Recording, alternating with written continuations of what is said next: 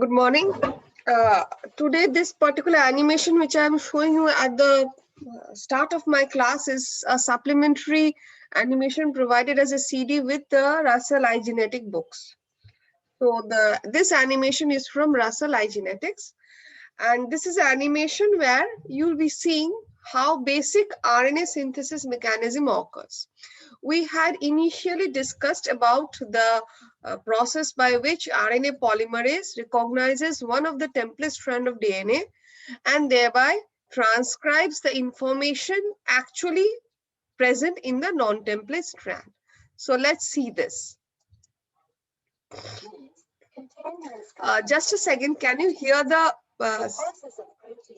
sound present in the video?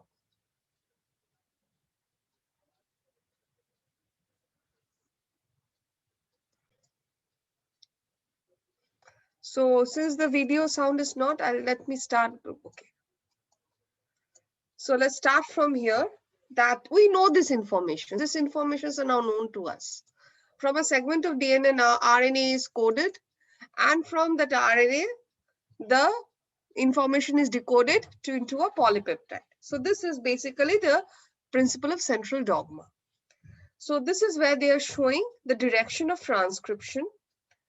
And as we discussed that the transcription begins at the 3' end of the template strand that I told you the other day, that there's a polarity and it begins in the 3' end of the template strand. So we have two strands of DNA. This is the RNA polymerase. This is the direction of transcription. And as you can see, the polymerase has forced to open around 70 nucleotides of DNA. So see how the polymerase synthesizes DNA. So as you can see here, the reaction is very similar to the one you saw where polymerization of DNA was done. So initially the sequence of the template DNA is recognized, corresponding complementary base is brought, the base pair occurs first, and then there will be a nucleophilic attack of this oxygen onto the phosphate bond between the alpha and the beta phosphate. The two pyrophosphates will leave and will subsequently break to provide the additional energy for the continuation of the reaction. So you can see that the nucleotide has been brought and then the phosphodiester bond is being formed. For RNA, since it's a ribonucleotide and there is no adenine, so when there is a for DNA, we have a U base. There's a uracil base for RNA. So this is in a very simplified manner that how this occurs. And as you can see, this is the 5' end of the DNA is being shown here. So the RNA is enlarging in the 3' end, growing in the 3' end. Now, so this is the RNA that has been newly synthesized. This was the template DNA, and this was a non-template DNA. So the RNA was synthesized on this, and this was a non-template DNA. If you look into the sequences of the RNA and the non-template DNA, you will see that they are exactly similar, except for the fact that in case of DNA, you have a T, and in case of RNA, you have a U. Apart from that, they are exactly similar. So actually, the RNA coded the DNA, non-template DNA strand, and hence the non-template DNA strand is known as the coding strand, and the template strand is known as the non-coding strand. Or otherwise, I had repeated the earlier day, the non-template strand is also known as the sense strand, and the template strand is known as the antisense strand.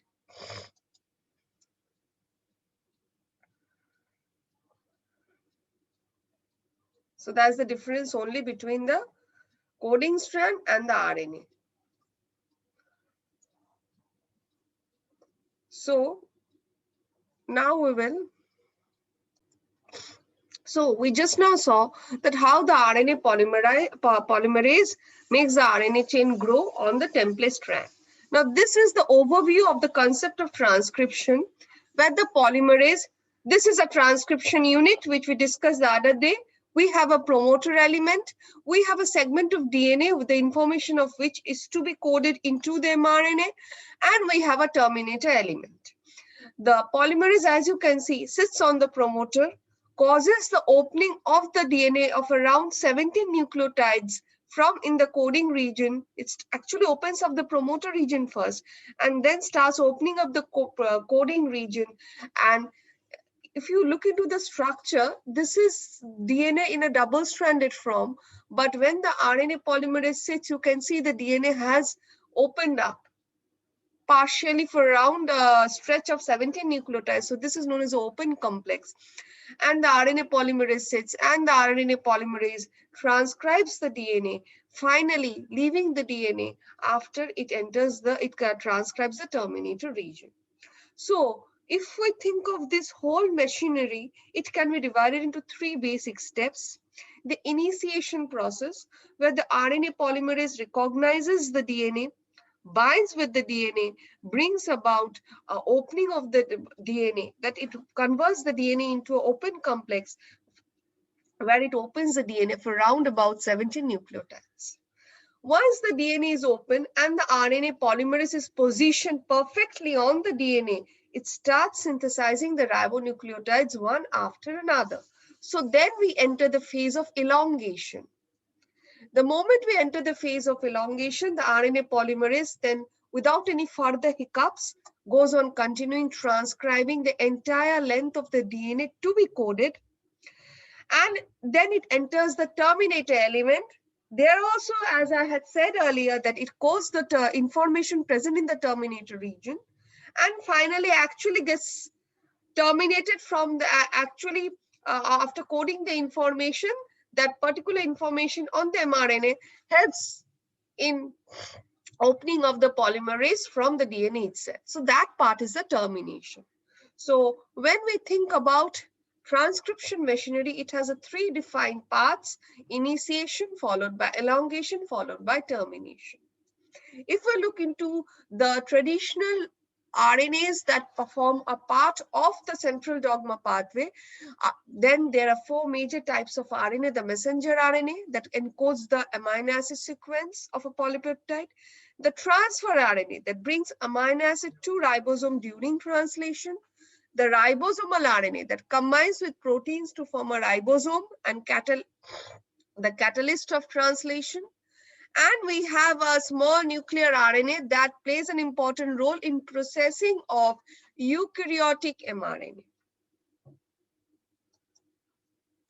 And as I had said, we had discussed this picture also in the earlier class, that whenever the the RNA polymerase sits, it actually selects the 3' end of the DNA to be the non-template strand, the DNA having a 3' end on one end, and it starts synthesizing an RNA in a 5', 3' fashion, where it introduces RNTPs at the 3' growing end of the RNA, newly formed RNA. Next, we come to the most important part, that is the RNA polymerase. Now, the important property of, first of all, before getting into the property, let us look into the different parts of the RNA polymerase. As you can see in this structure, there are two larger parts, the beta prime and the beta. They form the spincer, like a crab's claw.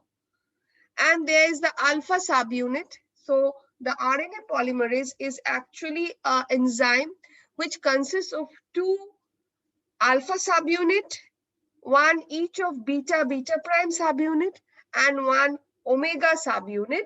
The alpha subunit is not being visible in the picture, but you can look at the simplified diagram. So we have a beta prime subunit, we have an alpha subunit, and we have an omega subunit. So this enzyme, let me show you, this is a more simplified picture. This enzyme is known as the core RNA polymerase. That's the main enzyme. But this core RNA polymerase has one drawback. This core RNA polymerase, in principle, can initiate transcription at any point on DNA. Somehow it fails to recognize the promoter elements. So this core RNA polymerase is not capable of exactly starting initiation at the promoter elements. The final factor, that is the sigma factor, when added to this core polymerase, the RNA polymerase is now known as the RNA polymerase holoenzyme. So addition of the sigma factor to the core enzyme converts it into an RNA polymerase holoenzyme. This sigma factor is very much essential because it converts the enzyme into the form so that the enzyme can recognize the promoters and initiate transcription only at promoters. So this is one important difference between the core RNA polymerase and the RNA polymerase holoenzyme.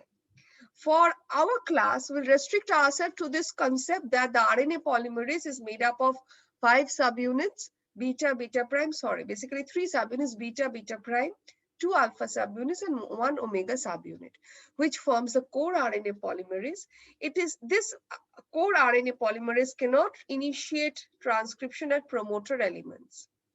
The sigma factor adds up to the core polymerase to convert it into the RNA polymerase holoenzyme. It is a conversion of the core enzyme to the RNA polymerase holoenzyme that actually makes the enzyme efficient in recognizing the promoter elements and initiating transcription on the promoter elements itself.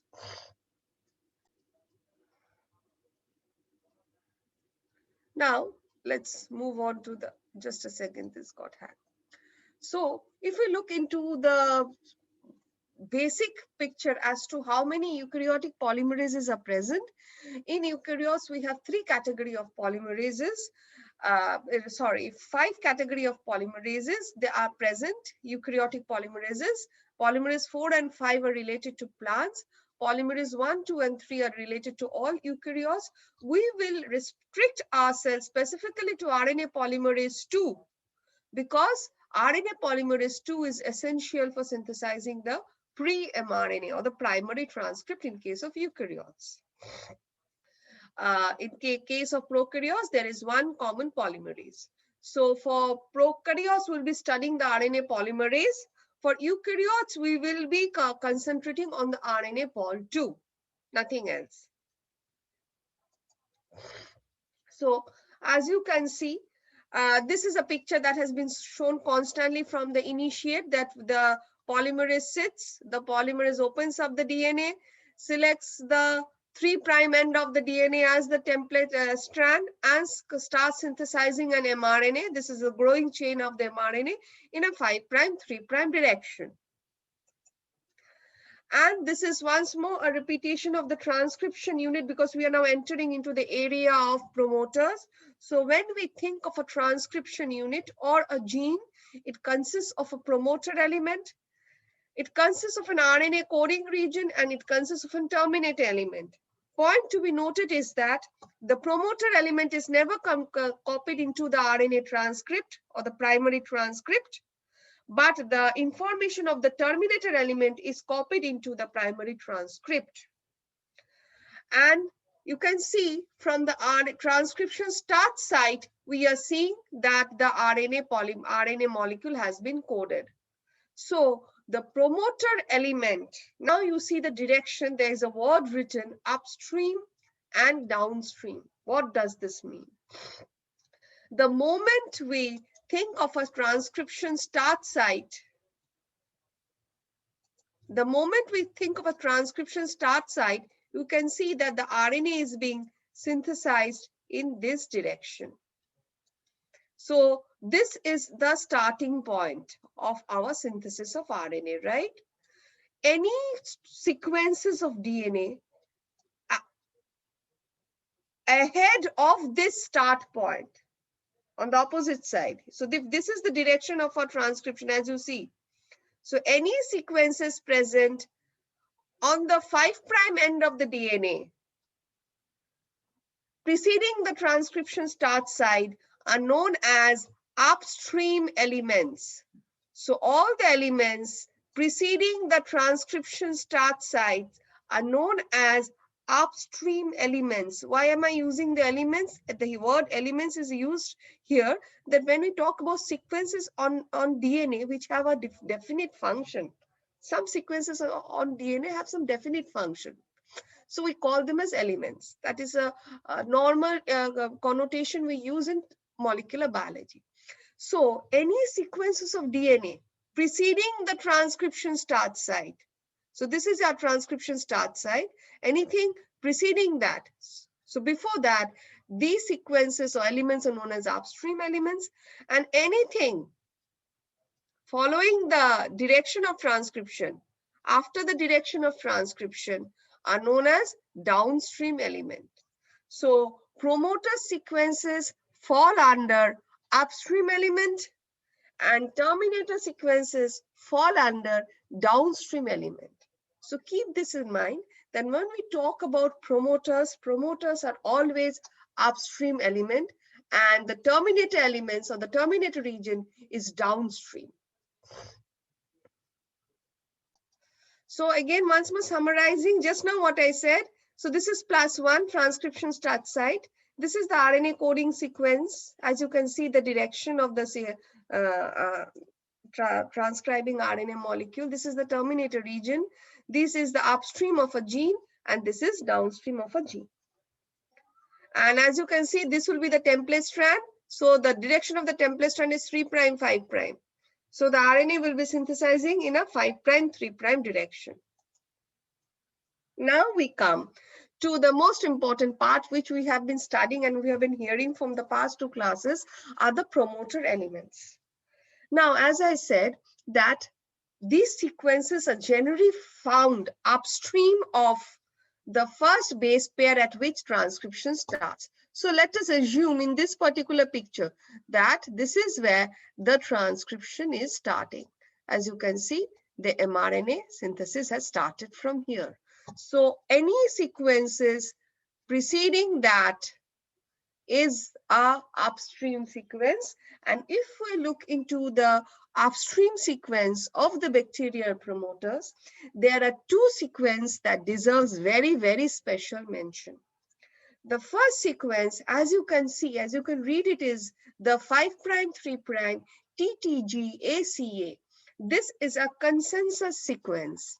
What does the term consensus sequence means? The question is, what does the term consensus sequence means? The term consensus sequence means that these bases are found most frequently at these positions. So more or less in a prokaryotic system, these sequences are conserved.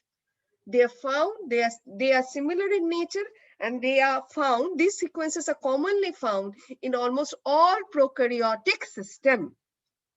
So we have -35. Why minus? As I said, upstream. So if we consider the start of mRNA as +1, as I said, upstream, so you go backward. So 0, -1, -2, -3, this is how you start reading it. So it's around 35 sequences ahead of the start site. Hence, it's -35 upstream. Any sequence which you go downstream will read as +1, +2, +3.